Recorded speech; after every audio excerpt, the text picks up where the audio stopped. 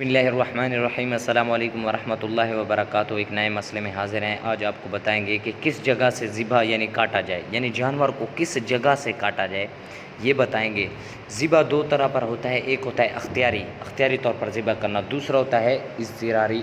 پس ذبح اضطراری وہ ہے کہ جس ذبح کرنے کی جگہ گردن پر کسی عذر کی وجہ سے ذبح کرنے پر قادر نہ ہو، یعنی گردن پر کسی عذر کی وجہ سے وہ ذبح نہیں کر سکتا، قادر نہ ہو، جیسے کوئی جانور دیوار یا مٹی کے نیچے دب گیا، اس کی گردن اور حلق کے نیچے، یا کنویں کھائی پانی وغیرہ میں ڈوب رہا ہے اور نکلتے تک اس کے مرنے کا اندیشہ ہے، یا کوئی جنگلی جانور کے وہ آدمی سے بھاگتا ہے، ہرن وغیرہ، تو اس صورت میں حیوان کے بدن پر اگر کسی جگہ پر زخم کر سکے تو اس کو کھانا حلال ہوگا۔ اور ذبح اختیاری یہ ہے کہ ذبح کی جگہ یعنی ذبح کرنے پر قادر ہو، اور ذبح کرنے کی جگہ ٹھوڑی کے نیچے جو ایک ہڈی باہر نکلی ہوئی ہے اس کے نیچے، اور جہاں سے سینہ شروع ہوا ہے اس کے اوپر ہے۔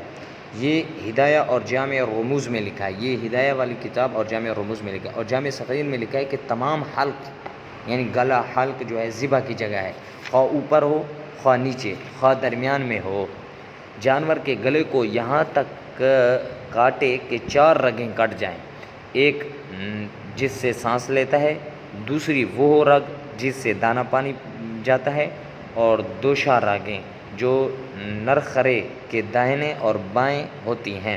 اگر ان میں سے 3 ہی کٹیں تب بھی ذبح درست ہے اور اس کا کھانا حلال ہے، اور اگر 2 ہی رگیں کٹیں تو جانور مردار اور اس کا کھانا حرام ہے، اور اگر بھول جائے تو کھانا درست ہے۔